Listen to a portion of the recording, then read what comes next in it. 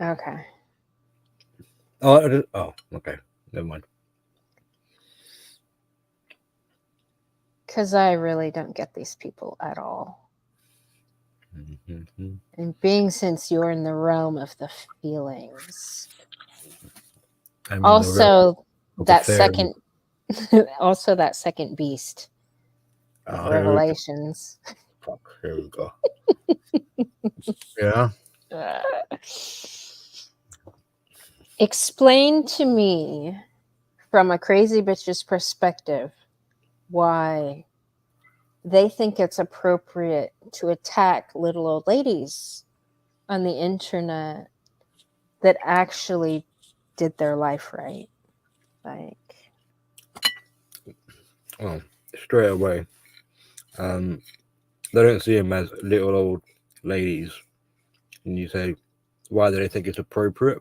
yeah. Uh, they think, depending on who's in their network, the little old lady is probably like the most suitable target for the needs. So first of all, you got to work out what are the needs. Mm. What is the motivation?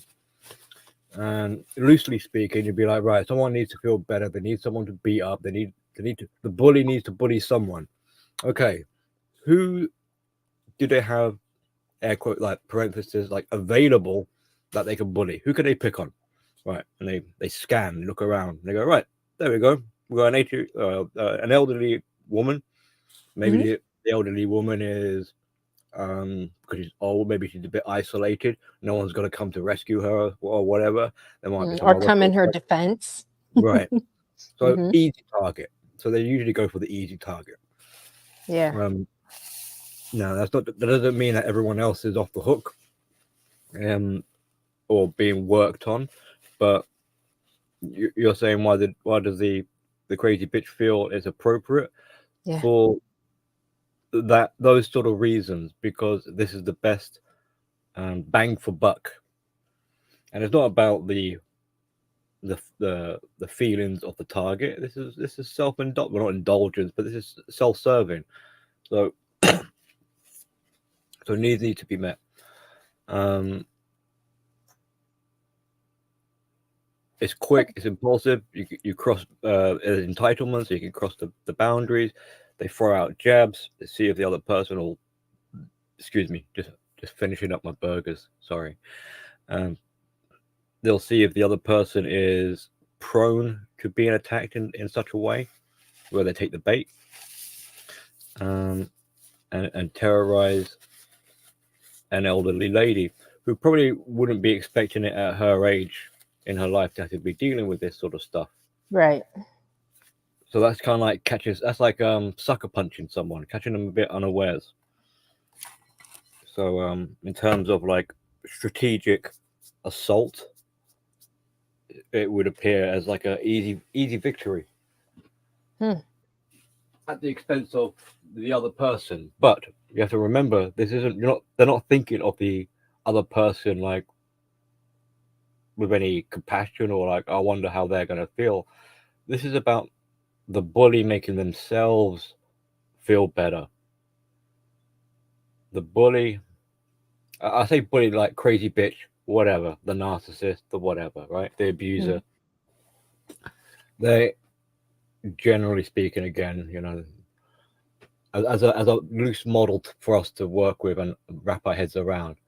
They are unable to take care of their own needs. They can't validate. They can't self-soothe. Um, they're a bit incompetent with life skills and life experience. They don't want to self-reflect and think about making good decisions and whatnot. So it's all it's all outsourced. Hmm. So they're dependents in that sense. They need someone else to rescue them. So the assault, the attacking, isn't really to it is to destroy them, but it's in the vein of trying to fix the problems, the struggles that the abuser is going through because they can't do it themselves. They need someone to do it for them.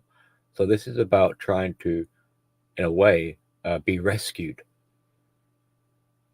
They're trying to Mm, seek help. That's why when you hear, sometimes you might hear people say, hey, when someone's raging at you, it's like a cry for help, or mhm. it's like a plea because they want you to just to help them, or save them from Yes. themselves. So there's a Yes. lot of that going on. So you've got the abuser, bully, narcissist, crazy bitch.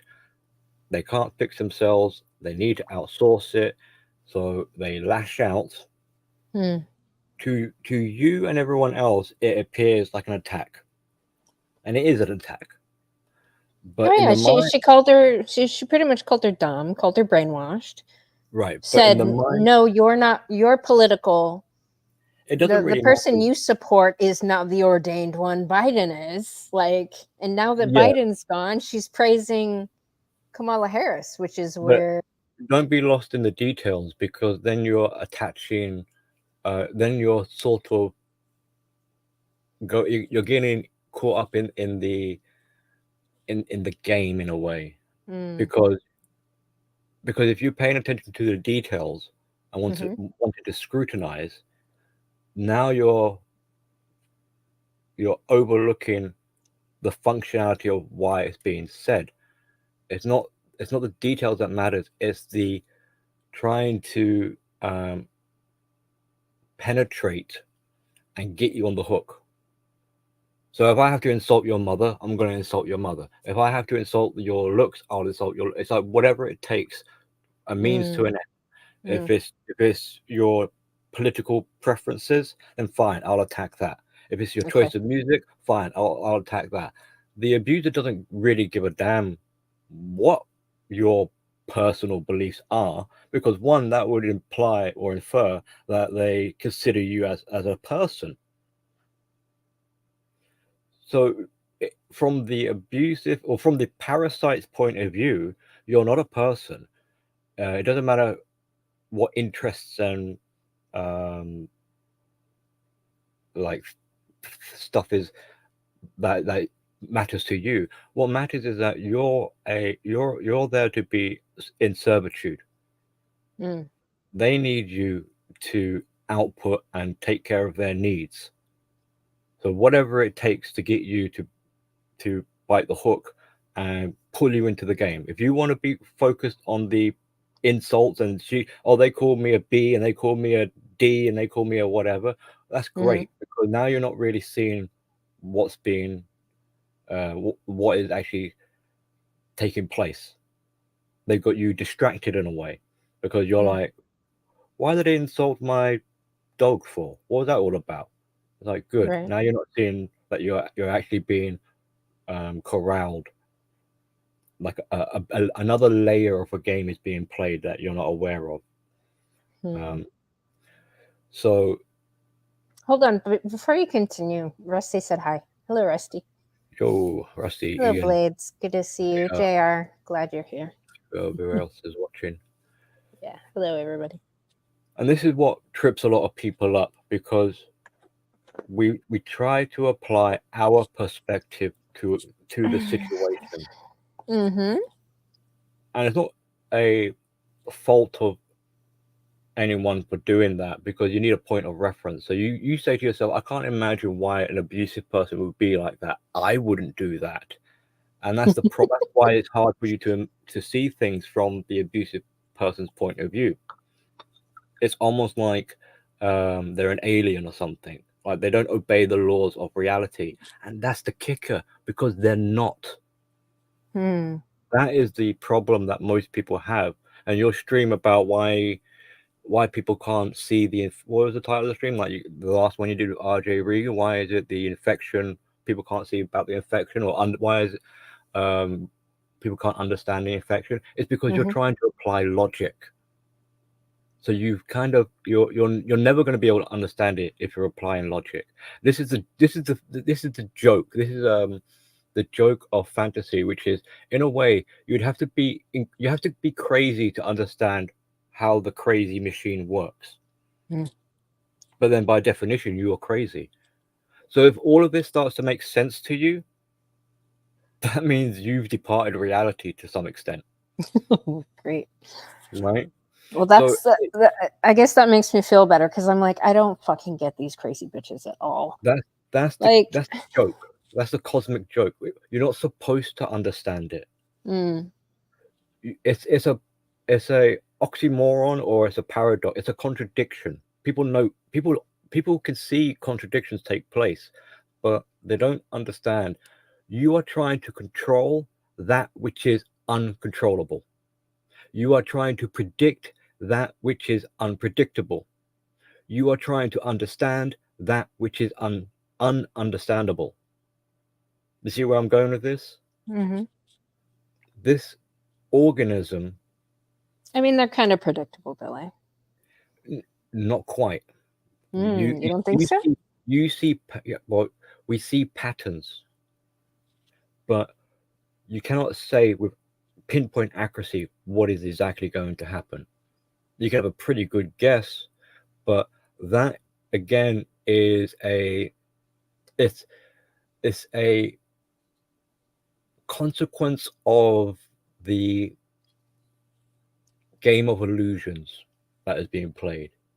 Hmm. We like to believe through our own egotism that we've got them figured out, but you can't, because especially if you're dealing with narcissism, the whole point of narcissism is to escape. So as soon as you put it's like quantum science, quantum physics, Mm-hmm. or Schrodinger's cat. Like as soon as you think, aha, I got you, poof, they vanish, they reappear somewhere else. Well, online, in real life, they can't fucking go anywhere. They don't disappear. But the point being made is, yes, you can have a pretty good idea, and there's been plenty of in one way, the whole reason why there's so much content, like in terms of like narcissistic discussions, why there's so many channels, and for instance, on my own channel, there will never be an end to it because there's no closure. If there is no closure, you cannot have a conclusion. Therefore, you cannot make a prediction. You can't say for certainty what's going to happen, because you are trying to say, I know the outcome, I know the end point, I know the conclusion. You don't know the conclusion. That's the point. So you're, in a way, if you have that kind of mindset of like, I've got them figured out 100%, I know exactly what's going on, you will come up short, because you are somewhat self-deluding, thinking that with egotism and grandiosity, that you can control that which is uncontrollable. You'll be surprised, and there's also the human element. I know they might not seem like they're humans, but they are human. So you might think, okay, I know this person's going to resurface.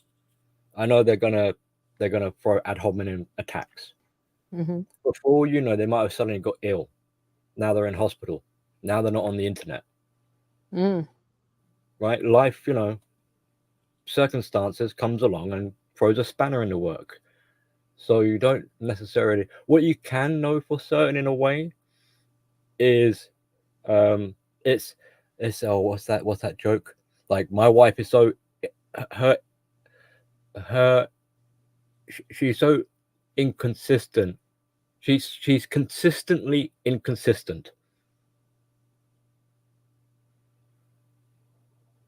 So that's what you can kind of guarantee. That's what you know, is that these people are consistently inconsistent. They're not reliable. If they're not reliable, they can't be predictable. They could spaz out at any moment. You wouldn't really, I didn't see that one coming.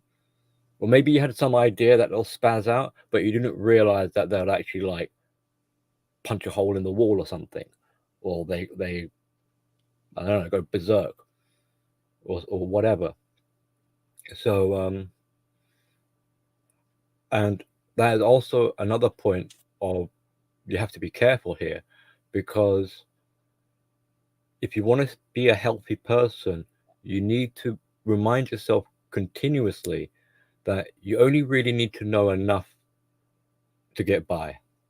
if you're going above and beyond wanting to, in a way, do our dissections in minute detail, that's more than you need to know, really.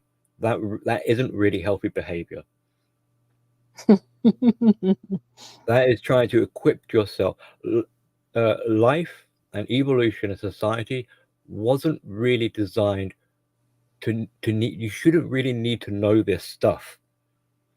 If you're finding yourself having to know this stuff, that's a problem.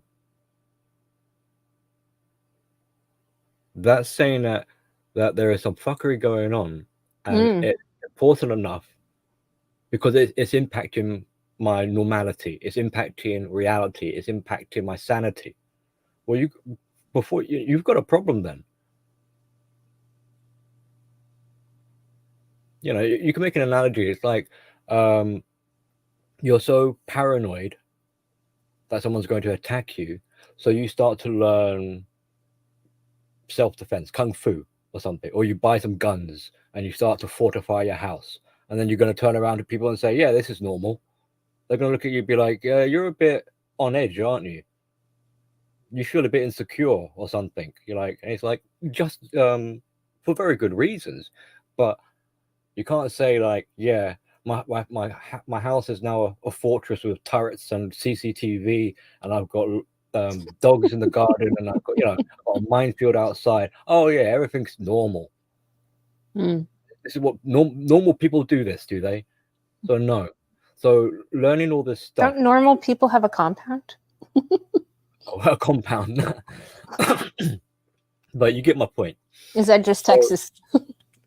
So it is kind of, on a societal level, it is concerning because it is oh great, Johnny's here with some more MBTI lingo.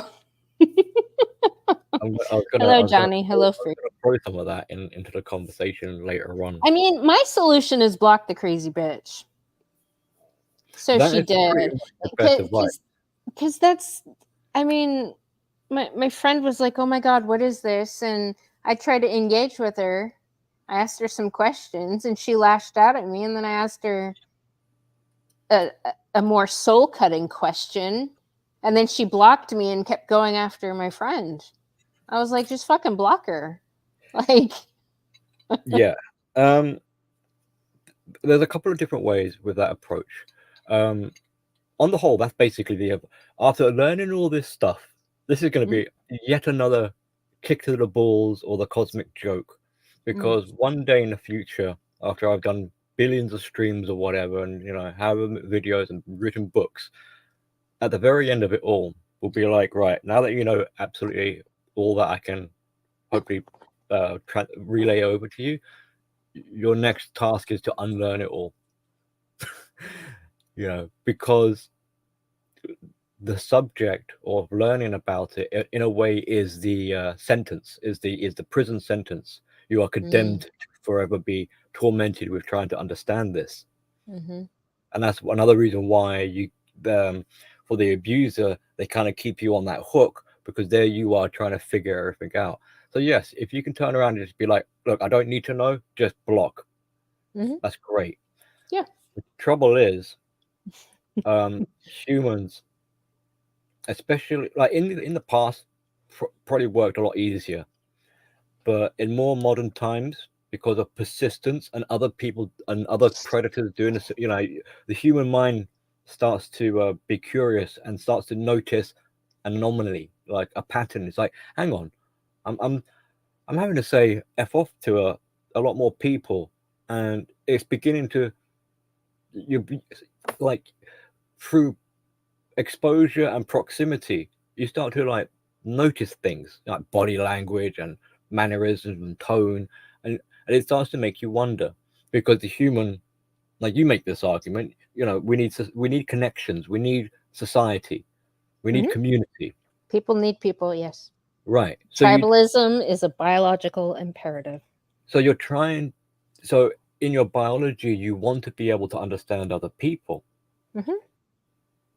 And then you realize something's not quite clicking here.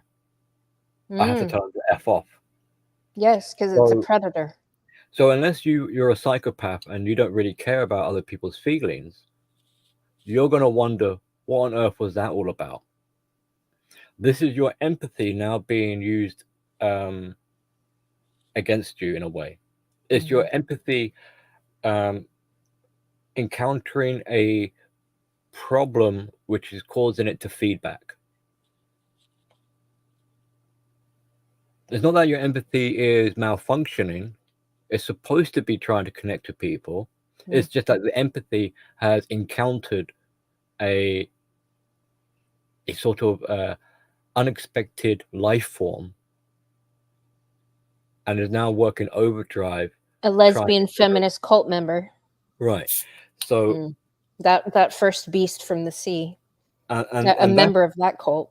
Right. And maybe you hear this happening to a friend and your friend is like, I'm struggling. So you're trying to give them advice and console them. And but you can see how we end up opening the Pandora's box of wanting an explanation. And if you haven't kind of figured it out by now, the reason why I have such, I like to think, or maybe some other people would say I do, depth in understanding all of this is because I'm very curious. I'm very perplexed. It doesn't make sense to me. So I'm kind of in the... Wait, hold on. I thought you were going to explain it to me because it doesn't make sense to me. Yes. I'm saving you the... I mean, I know fundamentally what's going on with these crazy bitches. Oh, you don't need I just wanted to hear your psychological take on it. Well, I mean, these are resentful women that are literally feminist cult members, and they want to attack everything that they wasted their life not obtaining. It's not as simple as, I just want to go attacking things. No, this is these are people who are hurting. And I don't mean it's like, everyone feels self-inflicted. Self-inflicted. Yes, it does become self-inflicted, but like they're not just like, we're out to conquer the world and take over and all this. It's not. There's a deeper reason, motivation behind that. That is to feel secure, to feel safe. Well, she's never gonna feel safe and secure. She's alone. And because she doesn't ever feel safe and secure, who are you talking about? Are you talking about the elderly lady, or are you talking about the crazy bitches? The crazy bitch that's attacking my elderly lady friend. Right.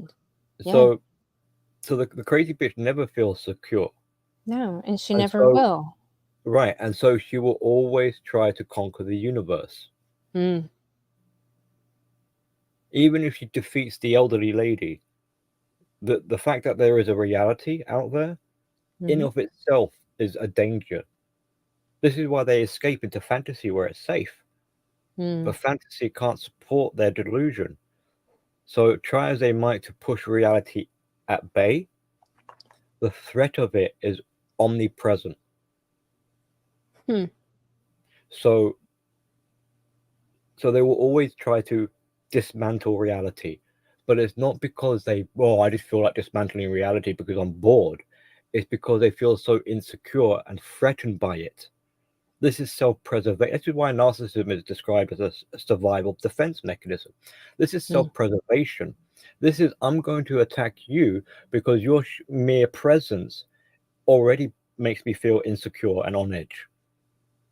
I can't trust my environment. I can't trust the people around me. I don't know when you're going to backstab me or something like this. So I'm going to go on the offensive out of self-protection. And that's why they don't, in some ways, don't feel responsible or guilt or in the wrong in any way. They feel like what they're doing is right because what they're doing is attending. We talk about everyone needs to self-love and feel good about yourself. Well, the abuser and the narcissist is doing exactly that. From their perspective, they're not the problem. You're the problem. Right? That's what they think. That's what they believe. That's the thing. Because it comes down to the needs. They need to feel They feel like they're useless and inferior, and they've got deep shame. So they're in pain. They feel unsafe. There's danger all around them. Mm. They can't. So they're survivalistic. When you're survivalistic, you can't afford to be thinking about the boohoos of other people. You have to annihilate them. Hmm. So, in that kind of twisted logic, what they're doing actually makes sense. They're just trying to survive at the behest of destroying everyone around them.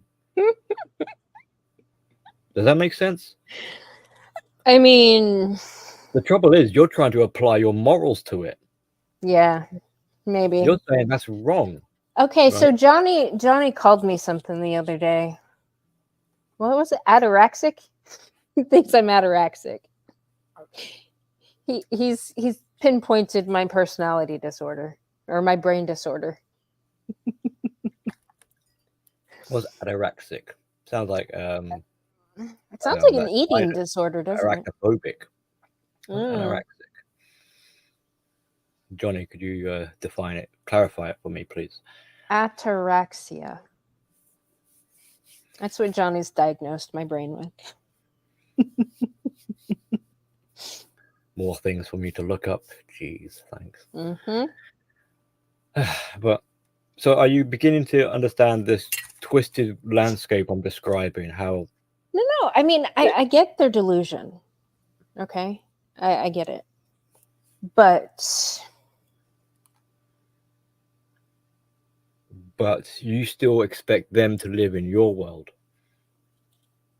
I expect them to be held accountable for their actions. Right. So you And expect for them people to to be stop being so fucking nice to these people. right. Because they're So literally predators preying on people because they're nice to yeah, them. yeah. So you're applying the laws and physics of reality to the situation. That's not going to work here. You're just going to end up frustrating yourself over it. Accountability Mm-hmm. is part of reality, Mm-hmm. right? Truth Mm-hmm. is part of reality. The sense of self is part of reality. But in the realm of delusion and fantasy, they don't exist. Hmm. Your morals, as much as people talk about morals, ethics, principles, and values, well, the key there is the word values, is that they're all subjective. Wow. Morals can be suspended. We can all say, like, stealing is wrong, but then is it wrong someone starving who stole a loaf of bread? You know, so we can always fudge our morals, and our ethics are based on the size of our tribes. Mm. Well, Small, I don't small, appreciate small that tribes. crazy bitch trying to enter my tribe. And being since I man the wall. But from the crazy bitches inside her cranium, it Mm. doesn't occur to her that she needs to be considerate of your point of view or what you. In a way, you're kind of committing the same error as the crazy bitches because you're not wanting to see it from their point of view just as much as they don't want to see it from your point of view. Yeah, they can't. They're unable. Why should I even Well, bother? right. So they yeah, because if they were to accommodate reality, that triggers injury and is a problem.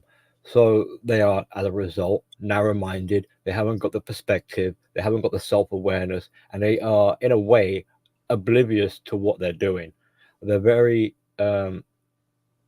virus-like. You know, they don't they lack a conscious. Mm. They're so preoccupied with survival, they haven't got the luxury to relax and develop a sense that they can't ruminate properly and self-reflect and grow a personality. They're just an organism trying to survive, and this is how they're doing it. So they're not thinking about they don't care about your point of view. They don't see when you say like I want them to be accountable for things and I want them to be what else did you say like that the justice and I want them to reality. All of this is irrelevant from them. Mm. As much as you think they're crazy, they probably think you're crazy for talking about. or if not crazy, they're probably thinking along the lines of like, okay, Amanda, like if you want to have morals and rules, okay, you have that. That doesn't apply to me. Oh no, it That, doesn't. This that radical lesbian that apparently thinks Kamala Harris is hot wasted her fucking life. Even though she claims she lives by the true word of God. That's why I asked her. I was like, well, if that's true, where's your husband and children? the And true then word. she blocked me. She is God. So I when know she says the true she's word of trying to play God with my friends. Like, right, because when you're the only one in the entire universe and you mm, create the like psychological landscape, in a way you are God. yeah. You don't get to choose who you're going to be, or the elderly friend of yours doesn't get to choose has any autonomy. What has been decided from the crazy bitch is I'm going to pick on this person. They're going to be my punch bag. They're not going to get Mm, any say in this. So mm-hmm, I've allocated them a role. I have created their destiny in a way. mm-hmm.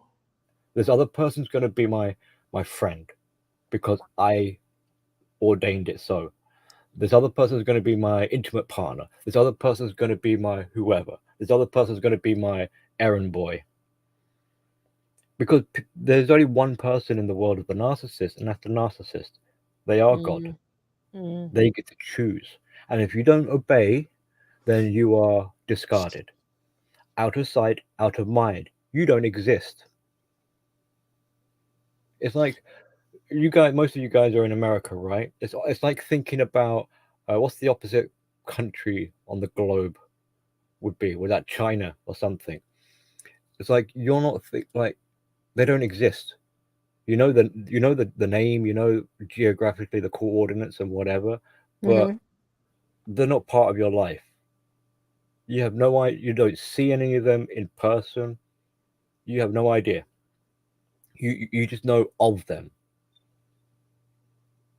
It's like that. If you're kicked out of the bubble, if you're kicked out of the sphere, then you simply don't exist. You're like an insect. Yeah. You're a moth. Okay, you're a nothing. Inconsequential. Johnny said anorexia need not be neurological. One can obtain it with training. See?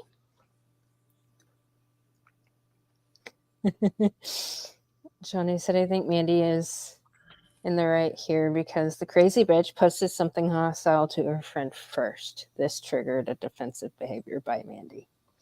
Yes, I feel a duty to my group for sure. If one of my tribe members is like, is this your lane? And I'm like, oh yes, this is my lane. She's like, okay, you take care of it.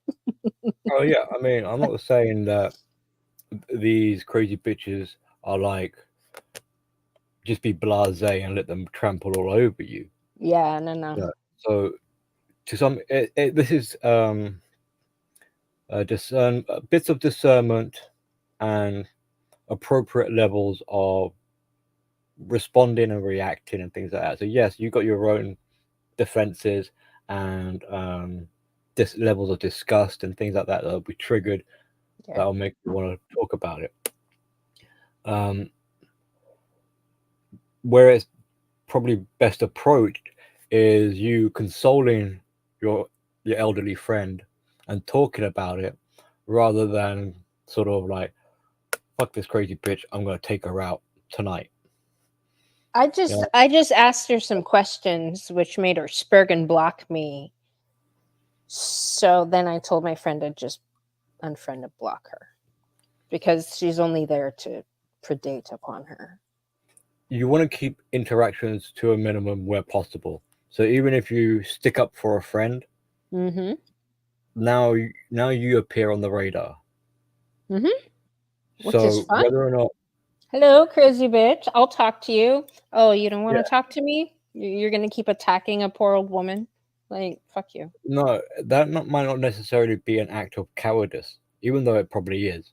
But It is. it's part of the game, because now you're like watching, going, oh, now you're reporting back saying, oh, she blocked me. Mm. So that's a power. You think you got the upper hand, you won the encounter. No, she won the encounter because she denied you, she blocked you, she exerted control over the situation. Yes, You were and talking then to the wind. she completely pushed out as a result of that. Maybe not quite, She's blocked.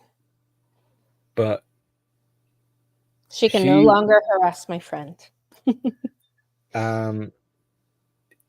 well, time will tell, because what you're suggesting there, like, the only way people can end these situations is if they have themselves, if you take control for yourself. So that means you find your own closure and you find your own validation. That means that's generally the only way these encounters will finally come to an end, when the victim, when the true discard comes from the victim, not the narcissist. The narcissist just suspends you in animation. So you might be blocked for now. So you think she's gonna try? What? Okay, so if we're calling her a narcissist, would this be the Hoover? Was she gonna try to Hoover her again? You think?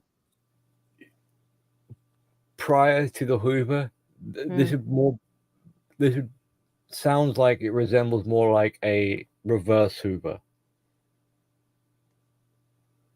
What the fuck is that? So you understand the Hoover, right? So to bait someone, to suck them in, to suck in the victim. So the reverse Hoover is where the victim reaches out to the narcissist, and the victim starts saying, "Hey, why aren't you answering my emails? Or why isn't you're not standing here and fighting it out with me?" That's the reverse Hoover. It's where the victim sucks the narcissist in. It's playing hard to get. Now, if you've blocked her, or your elderly friend has blocked, she blocked now her. you're at a bit of a stalemate. But it doesn't mean the game is over as far as the narcissist is concerned. The game has just been suspended. The narcissist is going off has other things to be doing with their time. They're not, there's 24 hours in a day. They're not dedicating it solely for your friend there or for you. That's your own grandiosity, thinking that you're so important that the narcissist is obsessed with you. No, it's reactive. It works. This is if we're talking about narcissism now, okay? It's reactive with what's in front of it. What has the narcissist's attention? Square in its face. That which isn't square in its face, that it is looking at, it doesn't exist. So if you come up on the radar, you are now caught the attention. Okay, the narcissist focuses on you and has to exert control. But if you put a barricade there and said, "I've blocked you, no contact," or whatever, the narcissist will go, "Oh, this is a bit of a challenge." Something else pops up on their radar, let's say another target or something like that, then they'll just switch their sights onto the other person. No biggie, no problem. You could just be on hold. They got other things to deal with now. They've got a new target. Maybe the new target will play games with them. But they know in the back of their mind that they can go around. They can go around the harem, that the supply network, doing their rounds, and they can check in on you in the future at their leisure and be like, "I wonder if Mandy is up for fighting now," and they'll try and hoover at that point, and see whether or not you'll be on the radar of significance, of importance. Emmanuel said, "Yeah, reminds me of the haha made you waste your energy. We used to play as kids. If you block, she wins." She blocked me, Emmanuel. And Billy's trying to convince me that she won. Even though she's completely kicked out of the tribe. in the mind of the narcissist, they always win. They can never lose. It's a zero-sum game. Well, in in her their mind. delusion, she can believe that. That is where she lives, though.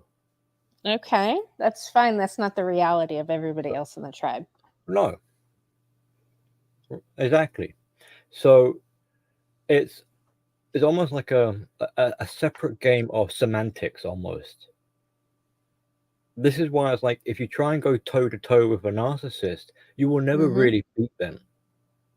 Because one, you're not really fighting a narcissist, you're fighting yourself. But that's a more philosophical, deeper paragraph I'll get into in a moment. But if you're fighting toe to toe with a narcissist will win. That is what it's there for. It's to survive, and their life, their psychological life depends on it. All is at stake for them. Mm. They can't afford to lose. It's a serious life-threatening game for them. You, on the other hand, not so much. So the stack of chips are against you. You can never beat the narcissist. What ends up, air quotes, like beating the narcissist is the narcissist themselves. And the way they beat themselves is by separating and detaching from reality. They lose because they don't participate in reality. They escape into the psychological death of delusion. You can't kill that which does not live. That is how they win. They transcend reality and the laws of nature and physics. They go into the spiritual afterlife, in effect. They live in purgatory or whatever limbo it is. Mm. And for us, we would consider that losing. But for the narcissist, this is safety. You can't get me. There's nothing you can do to get me. I'm a ghost. I'm neither here nor there. I'm everywhere. Well, if you're everywhere, you're not solidified in any way. You're like a fart in the wind. You mean nothing. But the narcissist is like, super yes, fat lesbian fart in the wind. right. So it kind of, so this is why I said like it's semantic. It's like define what you mean by winning. Does it count? Does escaping into illusion and the abyss and disintegrating, atomizing, does that count as winning?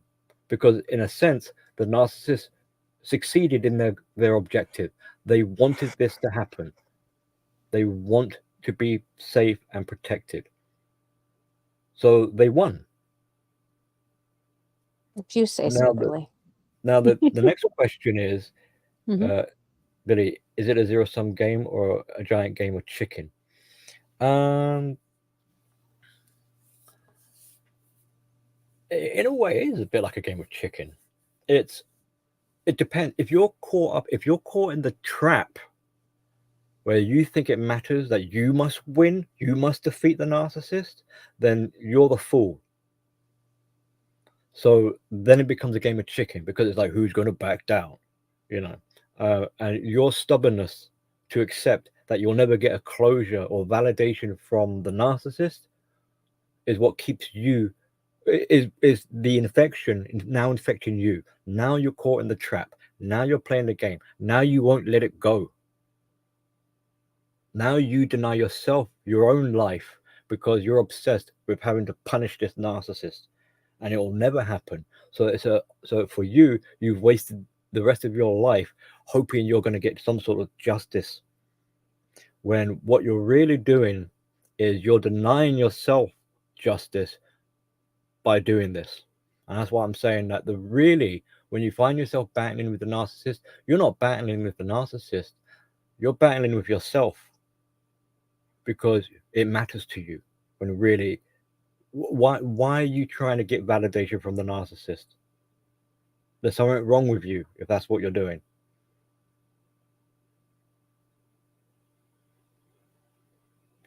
Why is it you can't let go? Why is it you deny yourself the closure? Why is it you will sacrifice your life for this? Why is it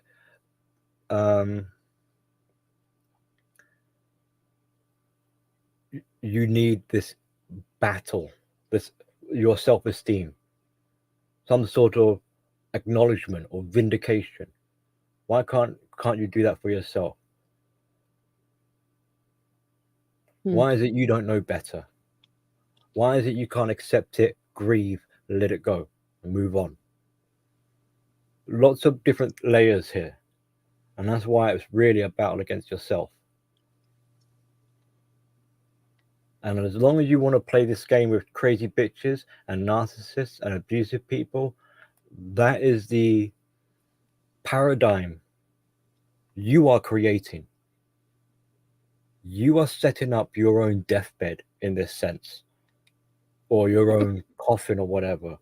This is, you're setting up the grave for which you are going to lay in later on. And you're trying to blame it on the narcissist or the abuser for doing all this, for putting you through all this torment. Oh, I've got so much trauma. Oh, I'm such a victim at the hands of. Where is your responsibility? What you're doing is you're trying to make the narcissist responsible for your self-neglect.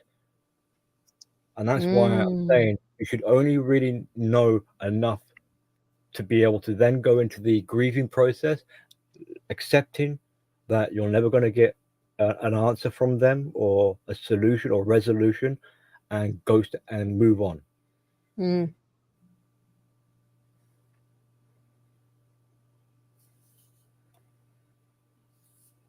But I know people are addicted. I am too. We like to know. We like to play these like games of like, let's analyze a crazy bitch today, you know, and we want a better understanding because it's interesting. I mean, I tell people just to fucking block them. Period. Like, people want to understand them though. Yeah. And even telling them exactly what they're gonna do, what they are, like. Yeah, it doesn't matter if people want to play with demons. It creates a vacuum, and this is the trouble for most people. It's if your life was so filled with whatever it is, like activities, connections, people. If you were really in abundance of self, you wouldn't even need to consciously say to yourself, block them and push them aside and don't do, because you're so on purpose with living a fulfilled life anyway. You don't have room for parasites to try and take you away from that. That's why when you look at the crazy bitches and people who are do-laddie wacko crazy, there's a tendency for those people to have a pretty mundane, unfulfilled, boring, mediocre life. They've got nothing. Like, haven't you got something better to do? Which is strange because a lot of crazy bitches that I've come across online have fucking children that they're neglecting while they play their fuckery. Like, that's what I don't understand about that caliber. Like, you have so much better things you could be focusing on.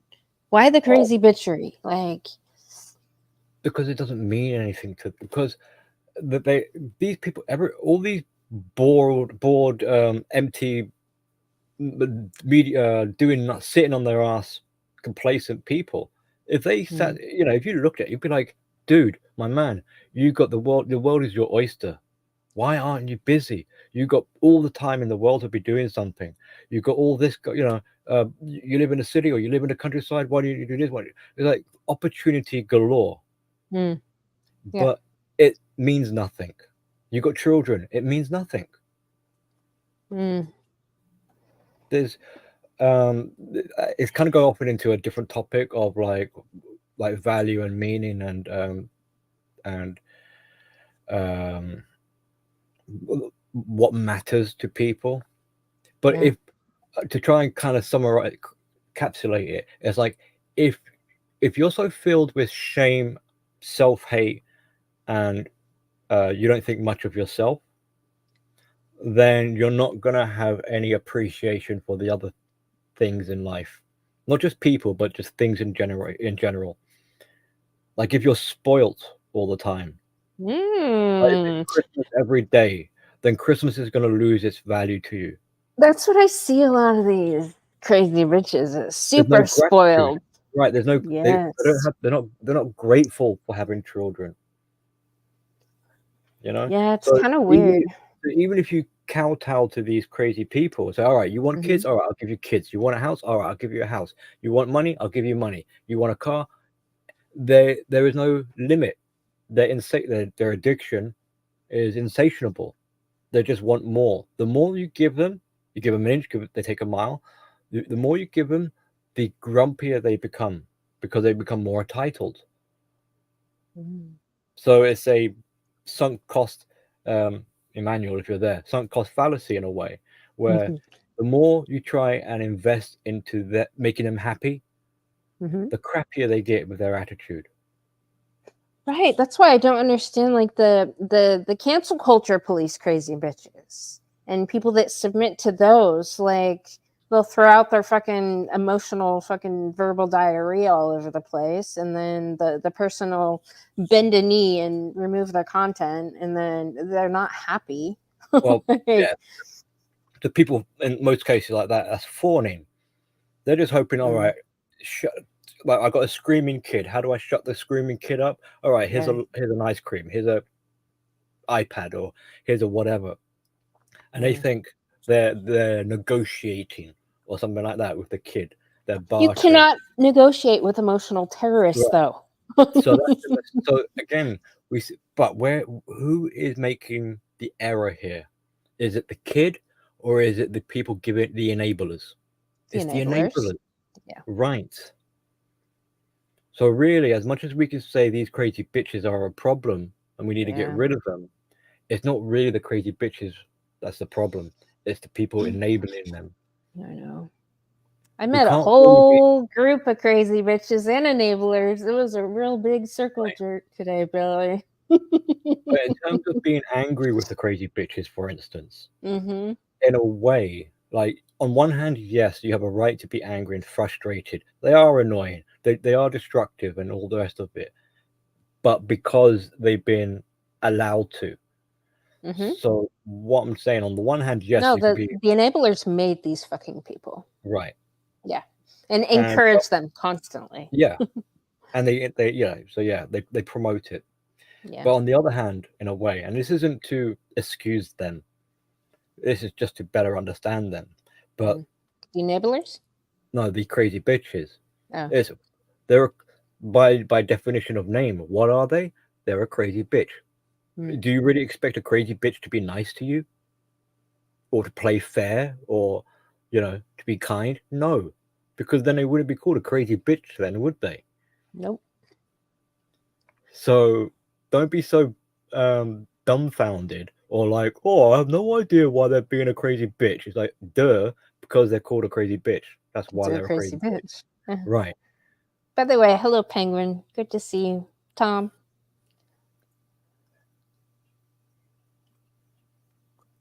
Yeah, Emmanuel said, yeah, being on your purpose and living a fulfilling life is a natural defense against narcissists. Yeah, it was actually my last hair appointment today that I had. She's somebody I've known her for like 12 years ish. 12 years. And she was kind of talking about this girl that she had to fire at work. She didn't give her a lot of leeway, but how somebody that works under her was complaining to her like, oh, you should have given her another chance, and she's like, no, she's just incompetent, 3 strikes you're out, like. And like that's the kind of person that she is. And I was trying to ask her like today along the lines of, because I was explaining to her these fucking love and light cults, these tarot card readers, all these old ass crazy bitch, because they're literally her age. I'm like, what is it about these women that is so, I guess, attractive to these younger women? Like, why do these younger women listen to these people? And we were trying to like kind of figure out why these young women are seeking guidance from that realm, I guess. And she Okay. pretty much says it's probably like their upbringing, their parents. Because like when she was younger, she's like, yeah, I would never listen to any, like if I want advice and guidance, I'm going to go to somebody who knows more than me. Like iron sharpens iron. I'm like, yes, but it's not their mindset. I don't understand their mindset. She's like, yeah, I don't either. Like, she's like, but my dad was in the military and our family was very disciplined. And my mom wasn't oh, let me, cater to you. She's like, I see that with one of my nieces. My sister's kid is doing that to her children. She's like, and it's almost like within her family, like I guess her sister thought it was too harsh, so she was going to be nicer, so she went on the opposite direction, and now she's got a spoiled little fucking brat. Yeah. It's one of these people that would go to the tarot card reader and Yeah. be like, oh, here, let me pay you to lie to me. Like, Yeah. I don't know if you realize that you kind of answered your own curiosity there. yeah, no, I mean, it was a fun conversation. Like, I mean, it's just better mothers, I guess. I'll Ultimately recontextualize solve it. this. So when you got kids, Mm. to make this a bit dichotomous, either you're going to teach a kid how to be self-sustaining, Mhm. or you're going to teach a kid how to be dependent. Mhm. So those who are able to problem solve and make decisions for themselves and have independence, Mhm. they will be less inclined to get suckered into the false promises of love and light. Yes. Yeah. So that's why they're Failure getting of the mother. or upbringing in general. Yeah. The kid, whatever reason, like if it's the mother, father, society, the peers, or whatever, the kid hasn't learned how to fix their own problems, how to do things for themselves, how to have independence, and with all of that will come like the reassurance, self-esteem, the confidence, character building, personality building, and all this. This will fortify a person. This is what gives them Mhm. their personality and things like that. Take all that away. Now you've got someone who's a baby. They need help. Yeah, that's what So Emmanuel said. love and light. It's not just Yeah. love and light. It's. Sorry to get offended when I say this, but even things like religion. Oh no, this crazy bitch is like literally saying Biden's the anointed one, and she Right. lives by the true word of God, even So though she's a fat lesbian that never had any if children. you just remember false promise, Yeah. you will see this in loads of stuff. Advertising works like this. Buy Mm. now, and you can have the dream car or whatever. Get just take out a loan. Just take out a loan, and you can have this. That's a false promise. Yeah. Yeah. So it's very powerful, and it's in many forms. Religion, love and light, all these SJW. Feminism is a false promise, essentially. Yes. It's an antichrist. Oh, join our group and feel empowered. We will save you. We will protect you. We are the ones. We are the elites. We have Yeah. status. Yeah. All of this. Politicians, vote for me. Why? Yeah. Because I'm making you a false promise. Now, people who are independent, who create their own destiny, who carve their own path in life, they don't need false promises because this is going to sound corny, because they are the promise. They don't need they don't need faith in a way. They don't need belief because they believe in themselves. They rely on themselves and not on the whimsical words of other people. They got life in their hands. You needed some like motivational music in the background just then. Penguin said they mistake arrogance for strength. Yes. Yeah, they love to fake it till they make it. Which I was like, why would you do that? I never understood. I've heard so many people in my industry say that exact line. I'm like, no, you can't fake good hair. You just can't. Yeah, I made this kind of argument when I was hearing about, oh, we need to teach confidence to people, and I was like, bullshit. Why are you trying to make people chase? Because confidence, if you're not careful, will be like arrogance. Like Peng, is it Peng who said the arrogance comment? Yeah, He they made, mistake arrogance for yeah, strength. so like confidence can easily become arrogance, because if you're chasing confidence, then you're not really confident, are you? Well, it's like, okay, Billy, I see how insecure these crazy bitches are, and I offer to help sharpen their confidence. Like, I'm like, come battle me. Like, you want to battle somebody, here you are picking on this little old lady. I'll battle with you. Yeah, but what you're doing And is if they actually win, it would really build their confidence. right, I don't but think they realize how just the engagement would it's, make less crazy. it's very important the order of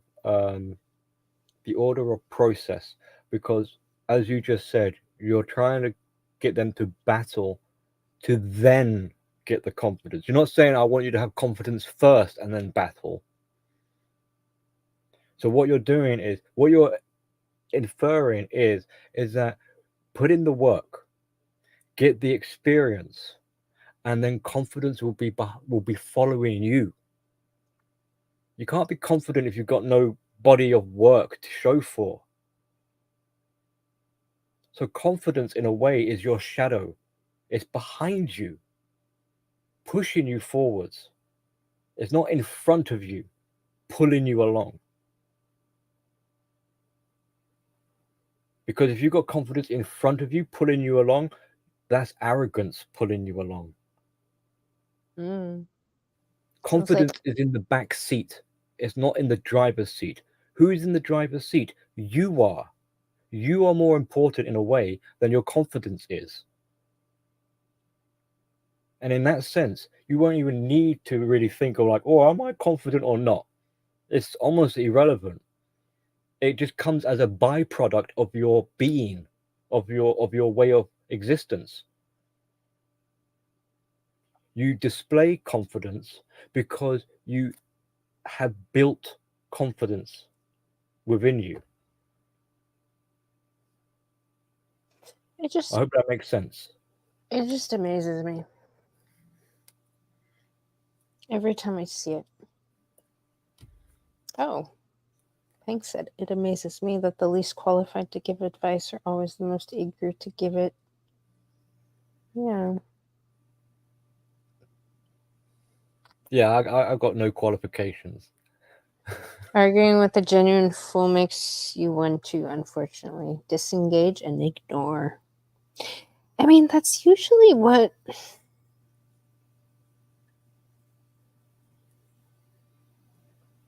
It's usually what Yeah, JC's got the a same comment. people know.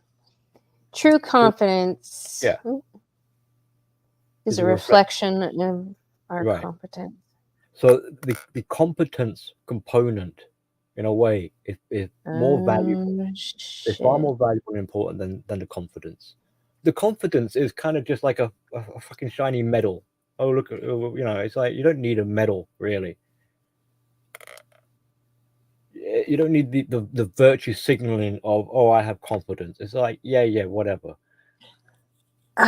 Yeah, you don't need the virtue signal, but you need to be able to answer a question like, "Hey, you think you can do this thing?" And be like, "Yeah, I can do that." Yeah, If you're actually confident, like, but that comes from the sense of security of knowing yourself and what you are capable of. That's why you're confident, because you might be in a situation like a brand new situation you've never experienced, but But because you can trust in yourself, you have the confidence that you can approach new situations and deal with them.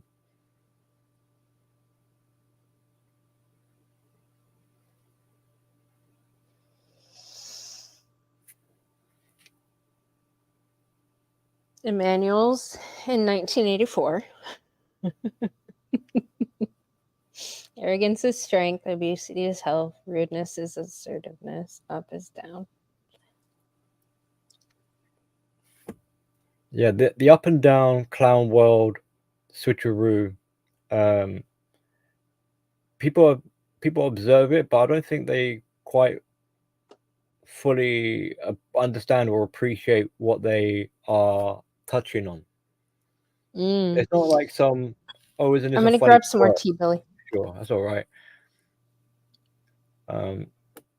This inversion isn't some sort of like, oh, isn't that a funny thing happening? Like as if a random quirk or something. No, this is we have to go back to the start of the conversation. It's about emotional needs and securing your survival and your safety. So in a like in brackets, to win the game of life. Now, if you can't win the game of life by doing what is in this case like up, if you can't play the game of up and win, then you're going to have to make the game down and win that way. That's why there is an inversion, because if you can't if you can't win at reality, what's the alternative? Then you must win at fantasy. If you can't win by being nice to people, then you're going to have to be mean to people. That's why it's such a polar opposite. It's not an accident. It's not a coincidence. It's a functionality derived from the need of trying to survive. That is what you're seeing. This clown world is people trying to survive, and they can't survive by legit, air quote, normal ways, by meritocracy. So they have to do the opposite. They have to invert it and turn it into clown world. That is how they can win and then survive.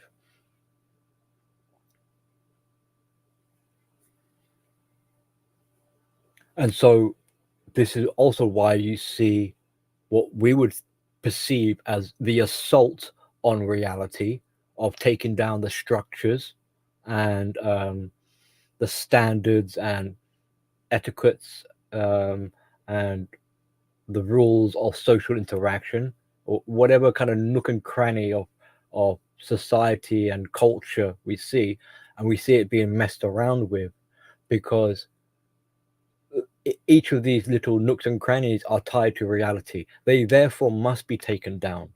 They must be infiltrated, infected, perverted, inverted, or corrupted, inverted, and flipped around, re-augmentated, messed around with.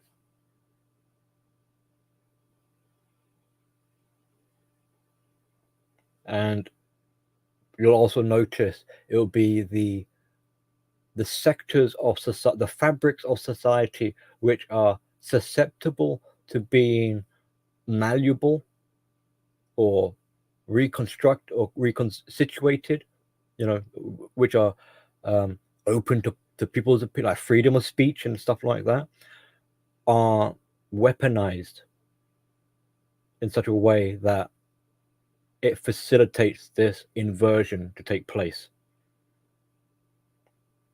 To such an extent, it affects the minds of people, and now traditional values, as an example, is looked with contempt, and instead you're supposed to embrace the more debauchery kind of radical way of thinking that has become the air quote the new norm, or the Great Reset. Now, in the beginning, this will probably succeed. Fantasy will probably, in the beginning, get its way. It will try to destroy everything, but fantasy is dependent upon reality, like it or lump it. So this is why it becomes self-defeating, which is another thing that we see. The collapse of society and this argument being self-defeating is because fantasy is trying to take way more than is tolerable until there is nothing left but fantasy, at which point it suffocates itself because there is nothing to support it. If everyone is a vampire, and if everyone is a predator, then and there's no more victims left, then the predators die out. So we will see fantasy having the upper hand, which we probably already can agree so far. This is what is we could argue is taking place, that to such an extent that people can say up is down and there's a clown world, but it will never win. The narcissist will never win. Even though I said earlier the narcissist will always win, they'll always win in fantasy, but in the terms of reality, they are destined to fail. They lost long ago. That's why they became narcissists. They were unable to cope with reality. So fantasy isn't self-sustaining and will collapse over time. We might not be around when that happens, but the point I'm making is that reality, when push comes to shove, will be the resilient landscape. Reality can work independently, but and reality caters for fantasy. But when fantasy gets out of hand, is spoilt like the petulant child, it cannot live on its own. Well, And it's also enablers there to cater to them.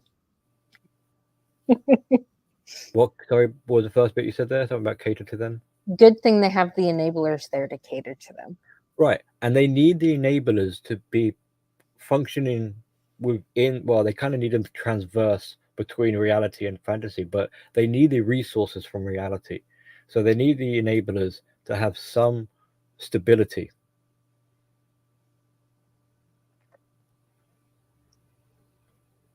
Otherwise, enablers can't do their job properly. Yeah, I met an enabler today.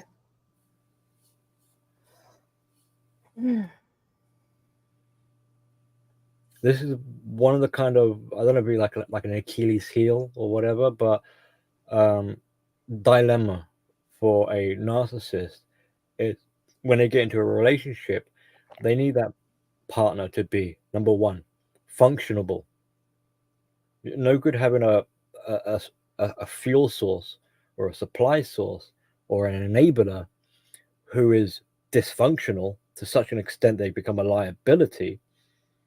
The narcissist isn't there to support the enabler. It's the other way around. So they need the enabler to have, to some degree, health. They can't have it. They don't want the enabler to have good health, because then the narcissist can't infect them, can't penetrate them, can't manipulate them, because the boundaries would be there. So they need someone who is vulnerable, but not so vulnerable that they're a liability. So it's a dodgy game that the narcissist plays when they have intimate partners and their networks. The conditions and parameters need to be just so to facilitate their narrative and delusion. And that's another reason why these crazy bitches are always frantic, always on edge, always anxiety, always scared, always worried, always neurotic, always feel under threat, and they can't trust their environment and all the rest of it, because they really are multitasking to the max. Mm. And we see how people are nowadays with the rise in technology and the interconnections and the craziness going on. Their days are numbered.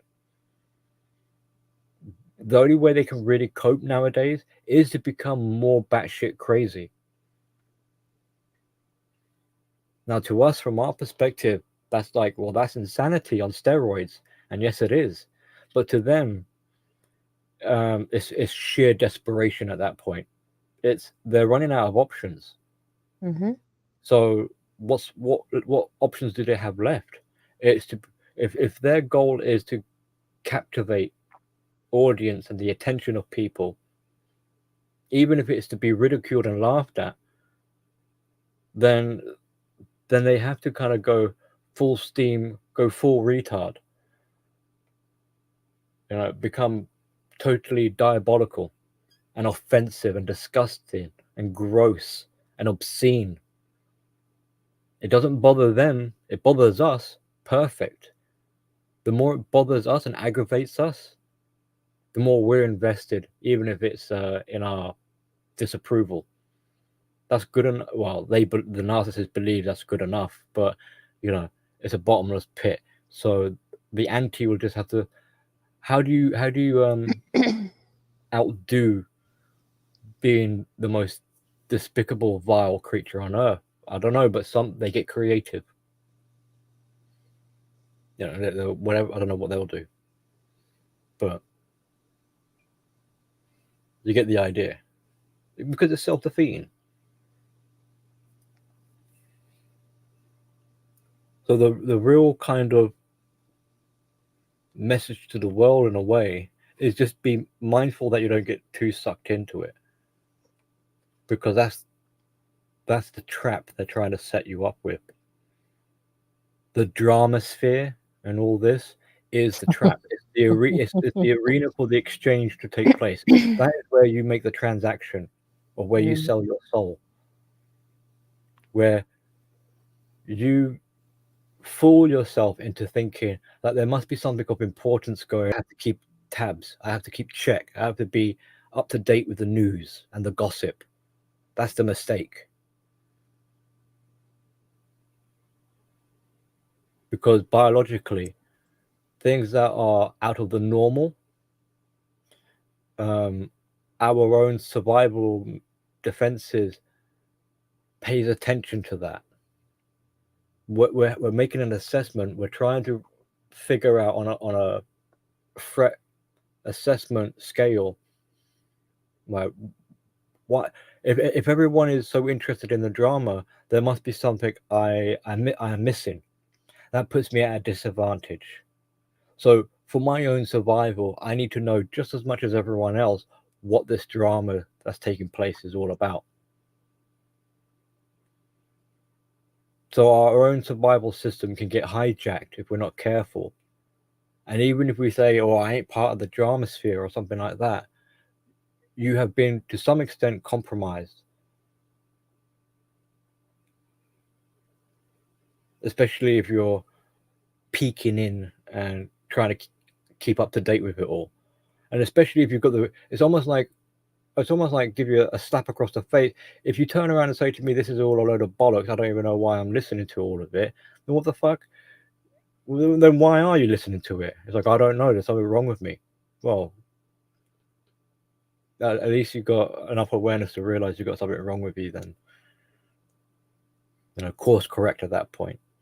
Or detach, desensitize, reduce your exposure, because you're becoming addicted, you're becoming conditioned, you're becoming normalized to it. You're just like, yeah, they're crazy. They're just crazy bitches. They're everywhere. That's the wrong reaction you should be having. You know, it's to some extent it is healthy to have to recoil from disgust, like toxic, like vomit, diarrhea, you know. Yeah. Shit like that. Yeah, because why? Because bacteria, because of biohazard, because of radiation or whatever. But if you're standing there like, yeah, vomit every day, no biggie. I'll rub it on my face and my skin, like, la da da, showering and stuff, because I'm so used to it. It means nothing to me. It's like, hello, McFly, something wrong with you. Yeah. Oh, but my immune system has built up a tolerance for it. It's like, no, you shouldn't have an immune system that's built the tolerance up to go against vomit and stomach acid. Yeah. Like, Yeah. yeah, definitely. I feel like my immune system leads me to a very low tolerance for crazy bitchery. Like, well, yeah, but at the same time, you just like me with my fascination with narcissism, your fascination with like the crazy bitch. oh no, Billy, don't mistake anything. Crazy bitchery is an ideological infection from the feminist cult that needs a lot of attention. Like, it needs to be fucking stopped.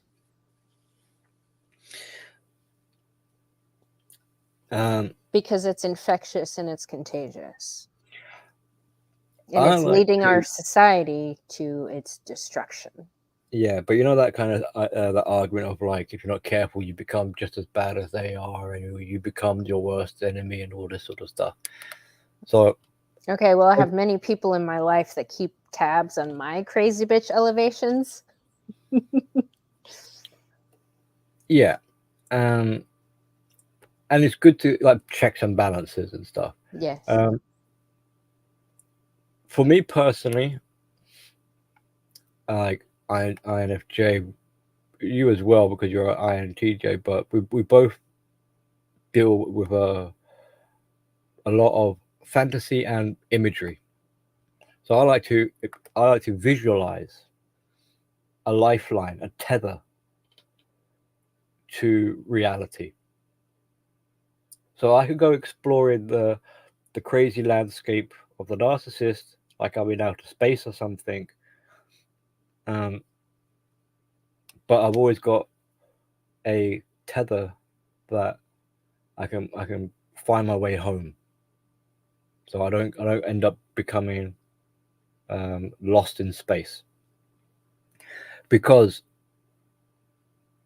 I was going to say this at the start, I kind of said it in a way which was like, if you were to actually understand how all this craziness fits together, then you yourself must also be crazy for it to make sense. So similarly, in saying that, if you really want to understand how this makes sense, you have to abandon your sense of self. You have to forget you exist. This is going to be like esoterical talk now. You have to abandon yourself, because the reason being is that your sense of self is tied to reality. You want to know what they're thinking and how they feel, then you have to step out. You have to step out of reality. I don't care how they feel. Well, that's fine. I know you're talking about other people. Yeah. Okay. And myself to a large extent. For me to be like, how the hell did he? Sorry. You care how they feel? Well, you care more than I do. like empathy is a bit of a bitch, So it's like I'm trying to imagine. Like, I try to Is that empathy though? Well, it's well, no, it's not true, because as much as I can simulate is essentially what I'm doing. I'm running simulations. That's how the INFJ, we run simulations over and over again. We live parallel scenarios. What if this happened? What if that happened? What about this? What about that? And we run the simulation again and again and again. So if we're imagining the future in a way where we are imagining multiple futures, we are living the same kind of experience over and over again. And we're refining that with introverted intuition, we're refining it down to through probability of what is the most likely outcome. So it's a process of elimination. But the idea of running simulation after simulation. So to get a better understanding, what I'm saying is basically, if you wanted to get like an understanding of how someone else is thinking, it's not like I said, it's not an accurate prediction. You won't know for certain. But if you want to have a pretty good idea, then you're going to have to step out of your own head and go inside theirs. You have to live like they do in a way. You have to see with their eyes. You can't do that if you're in your own driving seat. So you have to. So normally we would say to people to build a sense of self. Here I am saying to abandon your sense of self, to abandon your own ego in order to know what they're doing. I don't think that's the right? solution. No, what I'm describing here is a dangerous game. And that's why I'm saying it's important to have a tether to come back. Otherwise, you're lost. Otherwise, you now become infected. Yeah, I don't do all that. I know you said like I might do that. I don't do all that visualization shit.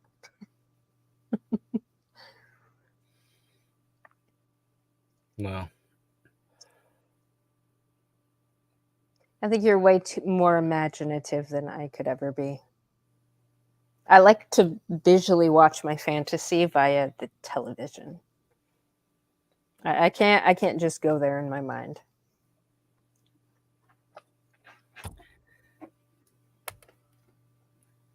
yeah. Well, maybe that's an INFJ thing, to be honest. Maybe.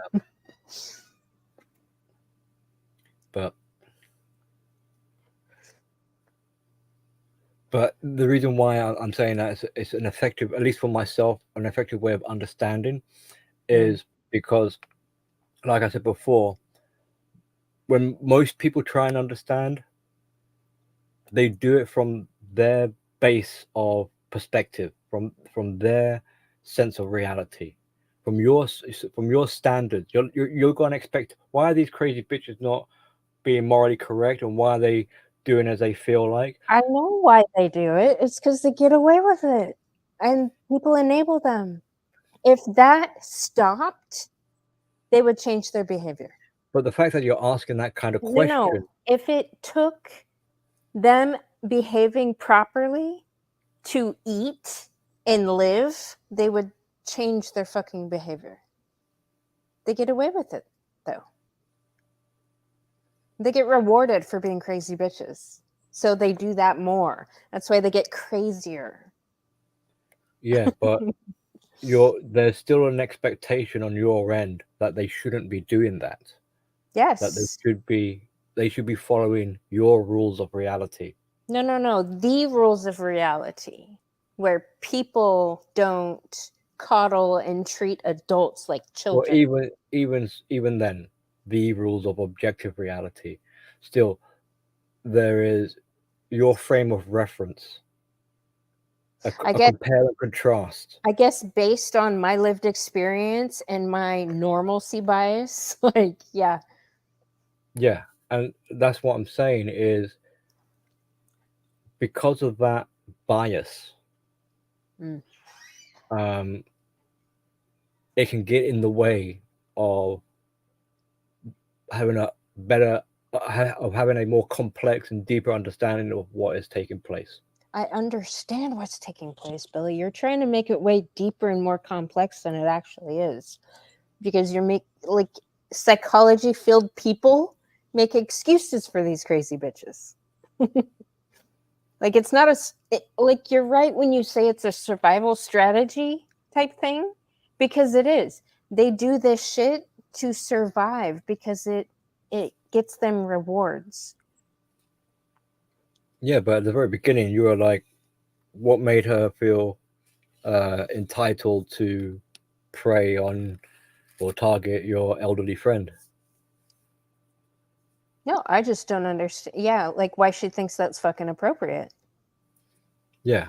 She thinks it's appropriate because nobody's told her to knock it the fuck off before. And nobody's made her knock it the fuck off before. Yeah. I mean, we're going a little bit of a circle here, but I mean, the fact that you're asking that question, like, what makes her think it's appropriate? That's a rhetorical question, though. It's like double speak for saying, like, she shouldn't be doing that. No, she shouldn't be doing that. And I'm not saying that she should. I mean, I agree with you, like, she shouldn't be doing that. But I'm just I'm just saying that because your rules of understanding. My tribe's rules of understanding. The women in my life that operate with integrity's rules of understanding. Yeah. So I'm just saying, like, if you wanted to get a kind of the other point of view for more balanced, or their side of the story, then you need to step into their head, which is a dangerous game and it's a dangerous place. And how do you know that? How do you know that's what's going on in their head? I don't, but this is what I'm saying is this is an assumption, right? This is running simulation after simulation after simulation. Yeah. Have you ever watched a crazy bitch in action over like a 20-year period? Well, I always remind myself of core tenets in a way. Like, you can't predict the unpredictable. So no matter how much I might like to think I've nailed them, I know already that no, that's not true. This is why I kind of find it funny with conspiracy theorists, because they'll say something like, they'll bring up a movie, but like, this movie predict, like, I don't know, 2012 or whatever. Oh, this movie predicted. It's like, no, it didn't. It just, think about it. You got all these movies, they got all these genres, they got all these storylines. The just probability one of them is gonna foresee, not foresee, but coincidence. Like I don't know, there's this argument with Star Trek having developed a lot of technology, like they were pioneers. It's like, not really, or Blade Runner or something like that. It's like, not really. It's just a sci-fi. It's just people's imagination. Inventions come from people's imaginations, so it's not really a surprise. This isn't like some conspiracy thing or prophecy. Hello, Chaos, by the way. Good to see you. I mean, that's another element that people like myself try to stay mindful of, is attributing things, making connections that don't belong or that aren't there. Mm-hmm.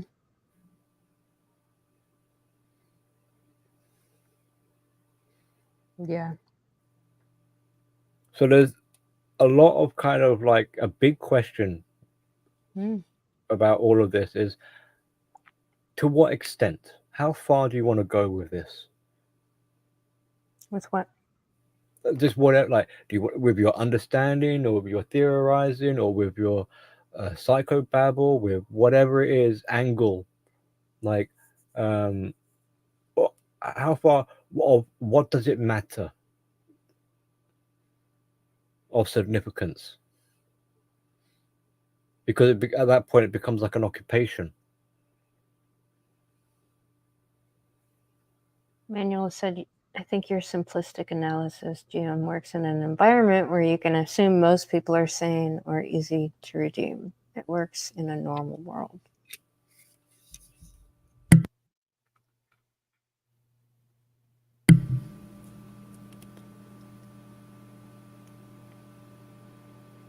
Maybe. I mean, if you like things, I despite how it seems, I like things to be simple too. But are you sure, Billy?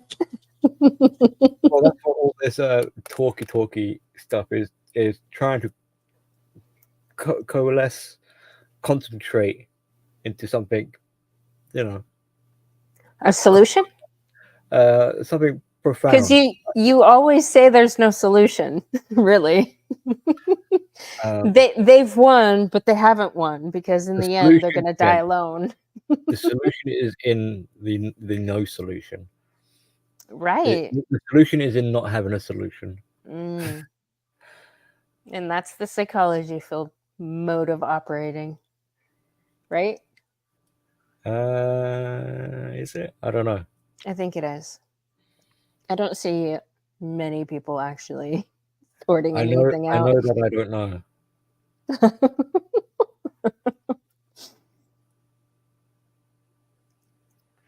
I don't know. I'm losing faith in the field as a whole as being a force for good. I don't think the men in it can combat what they're up against. No, I mean, psychology will always be on the back foot. It can't, because it has to make observations and studies after the event, after the fact. But it's Yeah. literally as a whole making people crazier.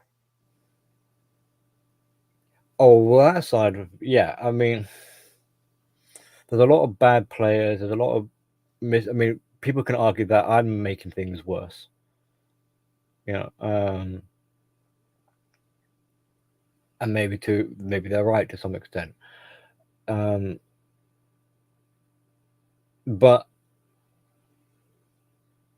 I would like to sort of on the basis of like good faith, I like to give psychology, sorry, I've got the hiccups now, cut it a little bit of slack. Because what else do you have in its place to help people understand the human mind? Not much. You've got religion, you've got philosophy maybe. Mm-hmm. But given that it's ill-equipped, it's encountering new phenomena and behaviors, and it's trying to keep up with the ever-changing, rapid changes It's in. spreading ideological infection is what it's doing. It's good and bad. It comes with both. So what I think we need really is an additional tool to help filter or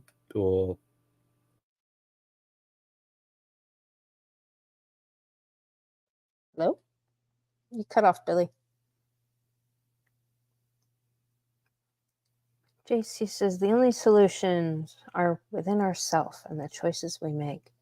Our real influence on the world outside of ourselves is usually very minimal. I think you guys have more influence on the world than you give yourself credit for. I can't hear anything, Billy. Did you mute your mic?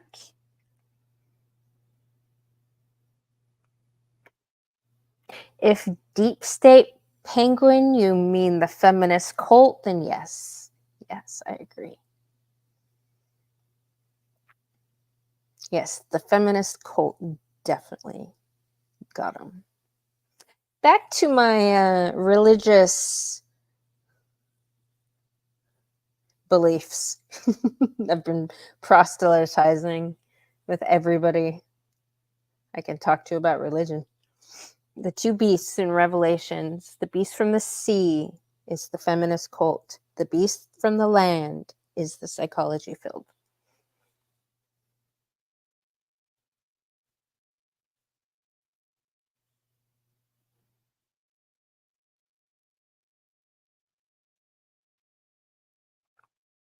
I think Billy's having a connection issue.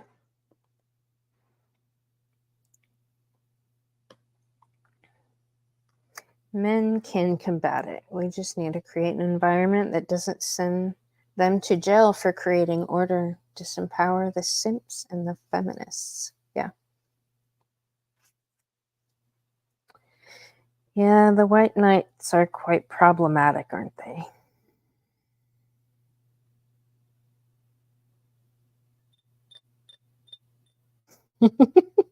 Make simping a felony?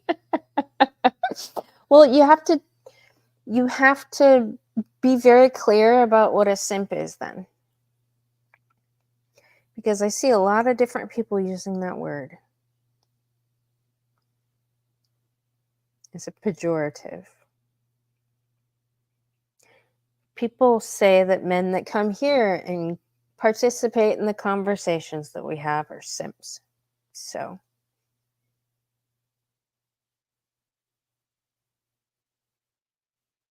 if you left it up to the crazy bitches, you guys would be put in prison for committing felonies. Hello, D-Dog. Good to see you.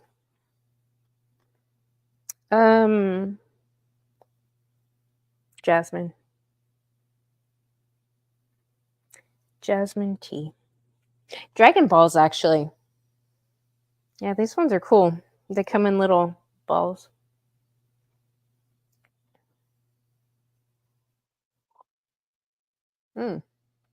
Billy just had a power cut.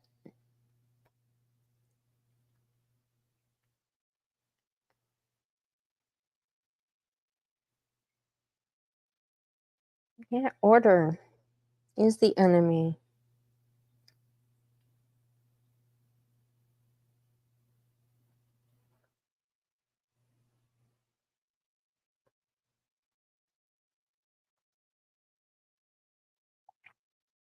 I don't know, what's is it?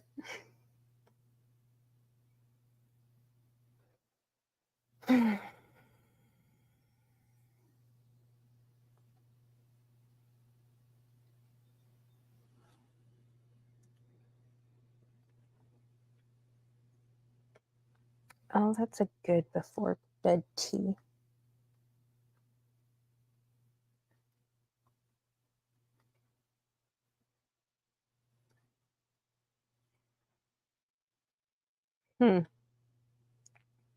So in the psychology realm, they call that a codependent.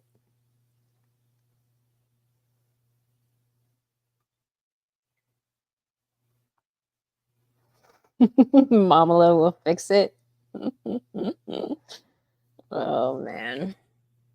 So I heard that BLM was not like those black fat lesbians aren't gonna support Kamala. Is that true? I know all the crazy bitch lesbians I know are supporting her. All of them. You there, Billy?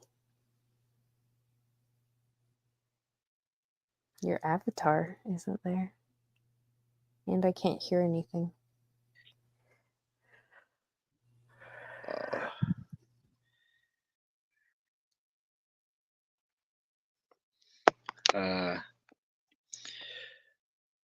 Ground control to Major GM. Yeah? Can you hear me? Mm-hmm. Oh, right. I'm using my mobile. Oh. I had a power cut or something. Is your power off? I don't know. My PC's still like restarting. Okay. No, it's come back on. Okay. But the PC is still firing up. It's still restarting. But the hub. Otherwise, I wouldn't be able to use my phone because that would have no internet connection. Okay.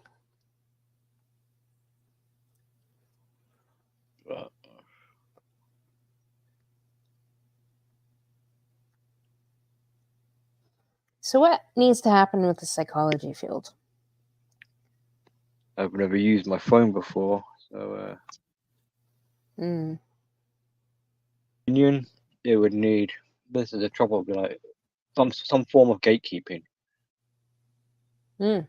Fire all the feminists. Yeah, but the trouble is that the feminists are the ones imposing the gatekeeping. They're the one controlling the gates. Oh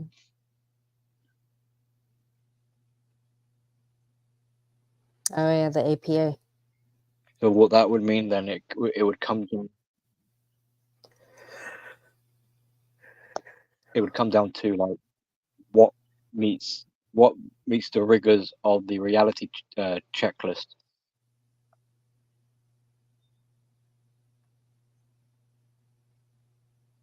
So that would also mean, in a way, we have to kind of have some sort of period of time where the feminists have their way and destroy everything. It's the same kind of. Hold on, I'm gonna switch over to my PC. Okay. I swear he just says shit like that just to get my goat. Let the feminists have their way and destroy everything. For some reason, submitting to demons, I'm not okay with. I'm back again. Yeah, so I'm sorry for the interruptions.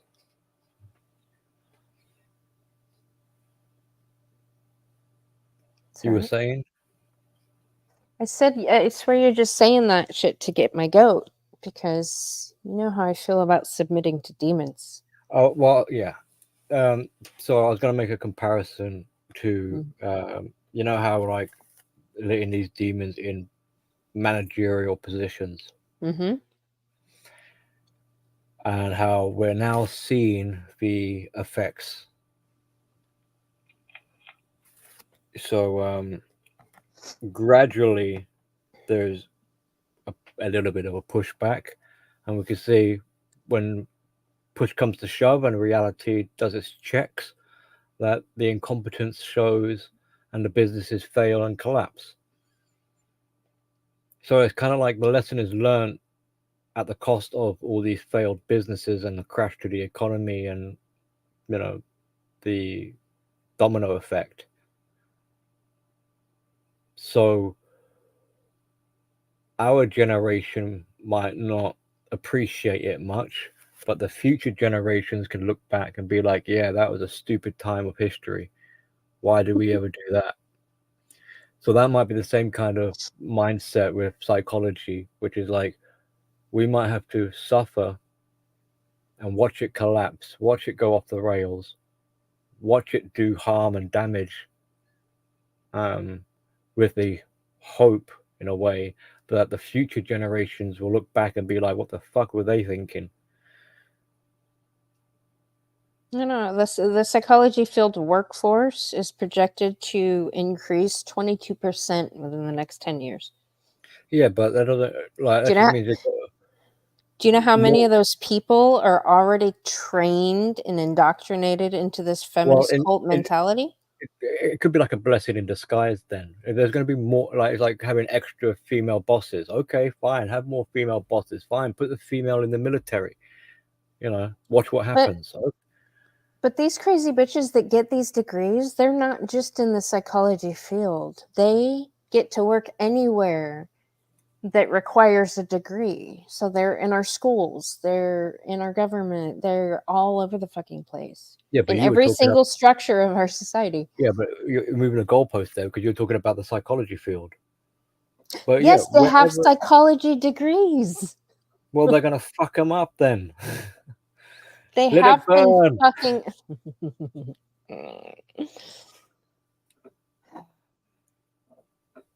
Those with resilience and fortitude and whatever other means of survival will survive.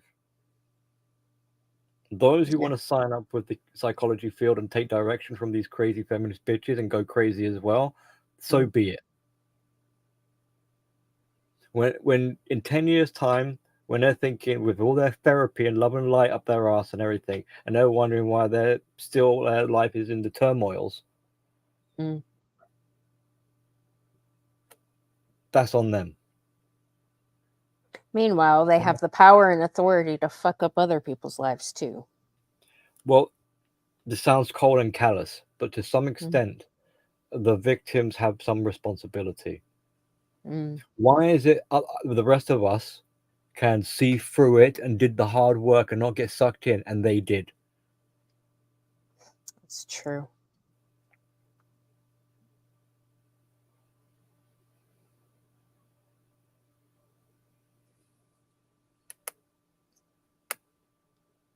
Not enough teaching of boundaries done by the mothers, I think.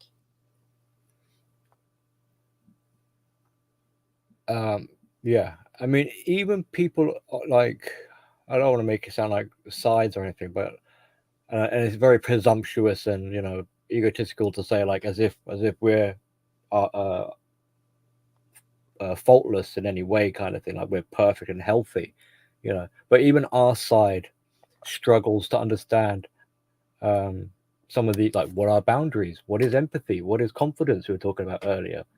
But at least on our side, we have these types of conversations, and we can work. We're working it out. We're working through we're growing. They don't want to grow. They might speak about boundaries. They might speak about empathy and stuff like that.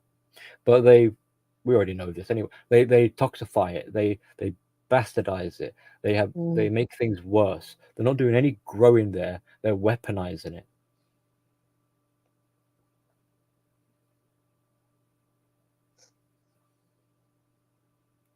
And over time, longevity, reality will sort out the wheat from the crop, or whatever, the mice from the men.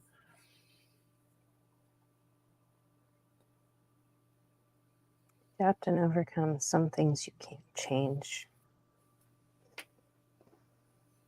And if there's any, if you want something like hopeism to help give you a bit of faith or something, you can always remind yourself that reality favors authenticity, that which is true, right? So fake gold, fake it till you make it, disingenuous, and all this other stuff ain't gonna work in the long run. Right. That's why the unhealthy people are very fixated on appearance. They have no real substance behind them. They're hollow, they're empty, they're full of shit.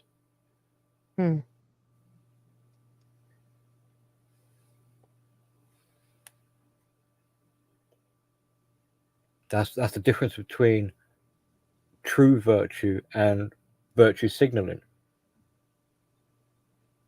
Or a true alpha and they try to speak it into existence. Or someone peacocking. A true alpha and someone who's peacocking. Or there's many kind of, like, a real parent and a virtue signaling parent or something.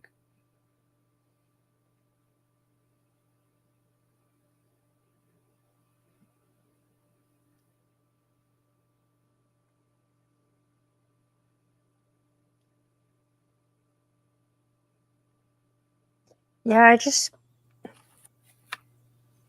just amazes me how hard it is for some people to say no. Like, I don't know.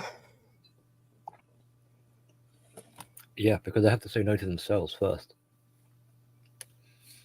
It is hard. It gets easier. Like, I met a lady today that started a business because during the lockdown she worked for corporate, and now she's has this business where she's kind of playing mommy to a lot of people. And they're destroying her business. And I'm like, did I say hopeism or something like that? yeah. I said hope. Yeah, I apologize. My kid she's been messing up. Like, her English and sentence structure is adorable, but it's messing me up. What is it? She said something like,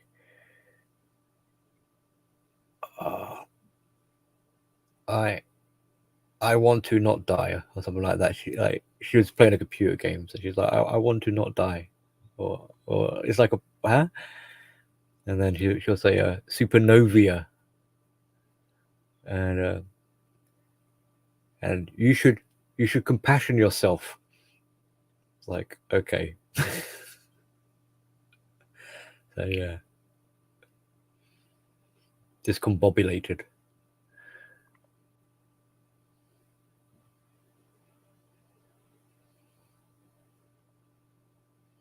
We have to keep in mind it takes all types. For there will be those of us who would say no and hold boundaries. There have to be people who don't. We always need the yes man to contrast the no's. Maybe.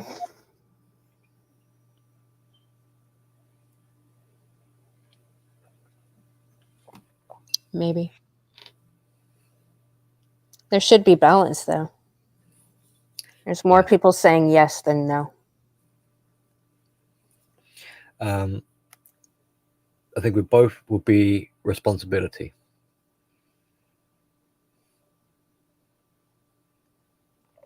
Hello, Pseudo. You know, sometimes you have a duty to say no. Yeah. Sometimes you have a duty to say yes. You have to permit some things. Mm. You know, but duty comes with having a responsibility. Mm-hmm.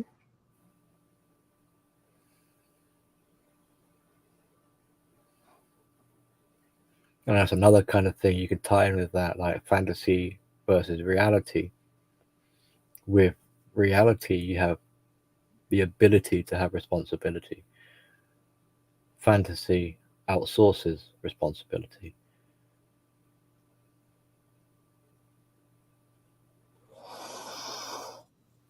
I just realized it's 9 o'clock. It's Yeah, 3 a.m. where you're at. Yeah, but whatever. I'm still drinking. Oh. Well, I'm hungry. So do you want to conclude? Yes. Tell crazy bitches no. Kick them out. No contact. No contact. Don't submit to the demons. If you do, you're literally making it worse for everybody else in society and yourself. Yeah. Amen.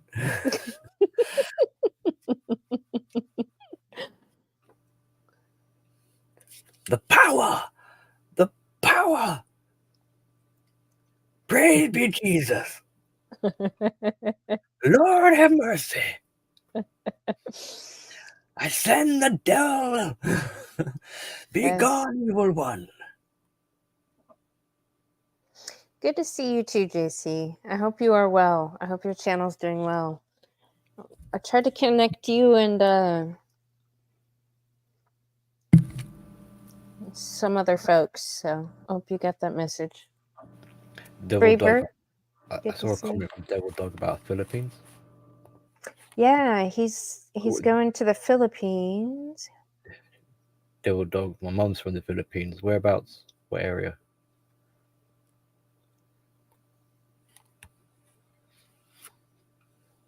Pseudo, good to see you.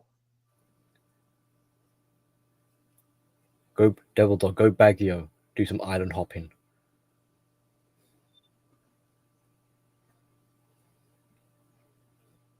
But yeah, thanks GM for having me up and having a conversation. Mm-hmm. And everyone in the panel, have a good night. Yes. Good night, everybody. Oh, good. That's good to hear. Hello, Toms. We're about to end the stream, so welcome and goodbye. Freebird, good to see you. JR, Penguin, Emmanuel, we still need to touch base. We need to talk about some religious stuff. All right, everybody, have a good night.